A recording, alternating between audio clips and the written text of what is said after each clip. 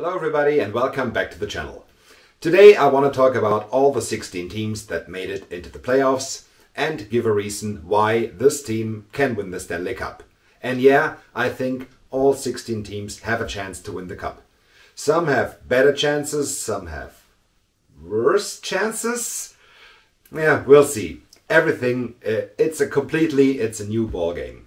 The playoffs are starting, it's a white sheet of paper, so let's start off right from the scratch. Everybody who's waiting for another walk video, I'm sorry guys, walk videos will come during I'm in Boston. I will go on the 5th and stay there until the 14th.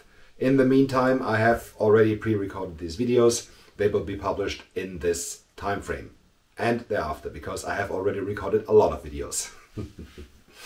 Anyway, now let's talk about the 16 teams that made the playoffs and one reason for each team to win the Stanley Cup.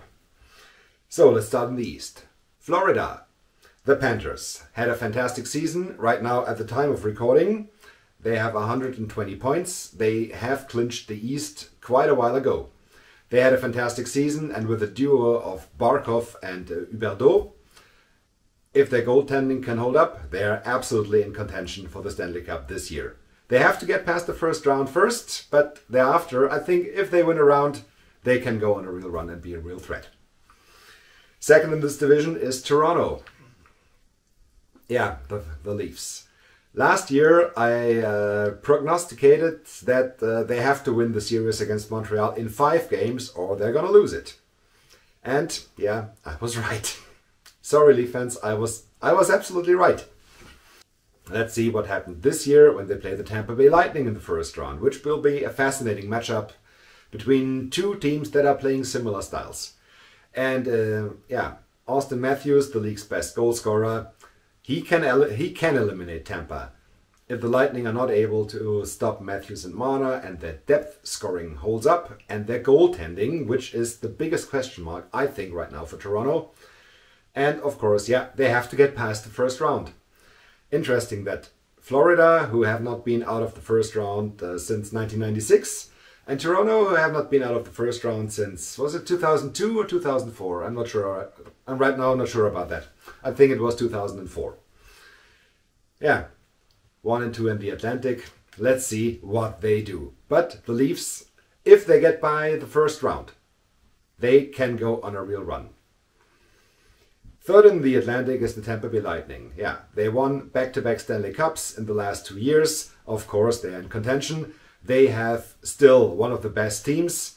And if their star players come through, like Kucherov, Braden Point, Steven Stamkos, Victor Hedman, why not? 3 in a row? I don't think so, but it's possible. The Carolina Hurricanes are the winners of the Metropolitan Division. They are one of the deepest teams of them all. It was hard to name an MVP for this team. Yeah, I picked Sebastian Aho, why not? But they have so many players that can score and that are fantastic and had fantastic seasons. If this keeps up, the Hurricanes, yeah, they can go on a real deep run and contend for the cup, definitely. The New York Rangers. Their question mark is definitely not in goal. Shesterkin had a fantastic season. He's their MVP. Hart Trophy candidate, definitely. He should be able to give a good performance in the playoffs. Their problem is the scoring, especially the depth scoring. If their third and fourth line can come through and score some goals, the Rangers are dangerous. Pittsburgh. It's all about Sidney Crosby. Crosby needs to go on a run on his own. I think the team is not that good. They had fantastic seasons by Crosby and by Chris Letang especially. But the depth of this team, I think, is questionable. Maybe they all huddle behind Sidney and behind Evgeny Malkin and Letang for the last hurrah. We'll see. I think it's possible, but not likely. Boston, the Bruins. Again, the question with the Bruins is the depth scoring. I think the goaltending is very good. Jeremy Swayman has proven that he is one of the, if not the best young goaltender in the NHL. If Swayman can keep the door shut and the depth scoring shows up, because the Bruins have two great lines, the one with Bergeron and Marchand, and the other one with Taylor Hall and Pastrnak. It was a good thing to take Pasta away from Marchand and Bergeron, because otherwise they wouldn't have a second scoring line. Now they do. They have to perform. The depth scoring is the question mark with the Bruins. If this goes, then why not? Also a last hurrah for Bergeron and Marchand. And finally, Washington. If Ovechkin doesn't play, the Capitals do not have a chance. Ovechkin has to play and has to score past the problems the Capitals have. I have some issues with their defense and their goaltending, but if this holds up and Ovi scores like only Ovi does, the Capitals can go on a run. So, now to the Western Conference. Leader and winner of the Western Conference, the Colorado Avalanche. They are also a very deep team. They solved their depth scoring problems with some young guys like Logan O'Connor, Alex Newhook, who performed both fantastic in the regular season. If the depth scoring shows up in the postseason and Darcy Kemper stays healthy, because he also had a fantastic season. Yeah, the star players, McKinnon, Rantanen, Landeskog has to come back. I think Landeskog will be ready to go for the playoffs. Would surprise me if not. The Avalanche are one of the more dangerous teams in the league. And don't get fooled by the last 2 weeks where they lost 4 out of 5. Yeah. Why should they? Why not? Take it easy before going into the playoffs. This can be dangerous, but I don't think the Avalanche are in any danger to get eliminated in the first round. Minnesota, the Wild. I think their goaltending is questionable. Fleury proved that he is not the Marc-Andre Fleury anymore that took Vegas to a Stanley Cup final, that won Stanley Cups with Pittsburgh. Cam Talbot will be the starter. I'm pretty sure about that. Their defense is on paper a fantastic team, a fantastic defensive crew. On the ice it turned out not that much. I don't know. If they can outscore their problems, and Kirill Kaprizov is absolutely able for that, the Wild can go. St. Louis. I think next to Carolina, they are the deepest team. It was hard to name an MVP for them as well. I decided finally to pick the goaltender, Ville Husso, who came out of nowhere. Nobody had Ville Husso in the books, being a starter, and such a good starter. Their depth scoring is fantastic. They can hurt you always. I don't know how they do that and stay under the cap. Yeah. If this keeps up, the Blues, who have the experience of the 2019 Stanley Cup, can be very, very dangerous. Next up, the Calgary Flames. They won the Pacific Division some days ago. I thought they were never in danger of losing the division at least a month ago. The career years by Johnny Gaudreau, Matthew Tkachuk and Jacob Markstrom at least did, not only something but the major part. If these three can keep it up in the postseason, and the Flames might have to go through the Oilers in the Battle of Alberta if Matthew Tkachuk doesn't get fooled too hard by a guy named Zach Kassian.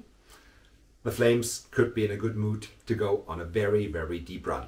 At least in the first round, when they meet either Dallas or Nashville. We'll see. Next up, the Oilers.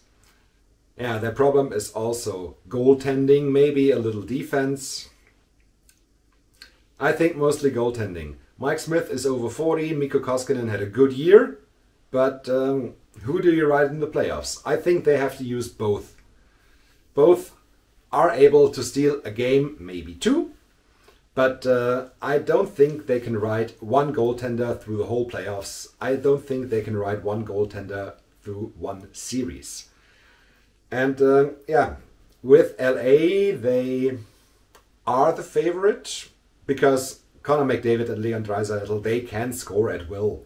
And if you add Evander Kane, as they did, if you add Ryan Nugent-Hopkins, who is in the lineup, with Zach Hyman, Kale Yamamoto, This is a very, very dangerous team, if they can keep the door shut in goal. Up next, the LA Kings. And this is the team that surprised me the most this year. I thought they would be good, but not that good. I thought they would miss the playoffs by a hair or two. Now they're in the playoffs, of course, by the weakness of Vegas. But the Kings really had a fantastic season. It came together so well. The additions of Danault, of Arvidsson. They could even forget that Drew Doughty is not playing and will not play in the playoffs. This is a huge loss for the Kings. But yeah, if they can keep up the good defense and get the support from Jonathan Quick and from Peterson, the two goalies, they are not the most dangerous team offensively, but they can be very good defensively. If they score enough, why not? And the last two teams, let's start with Nashville.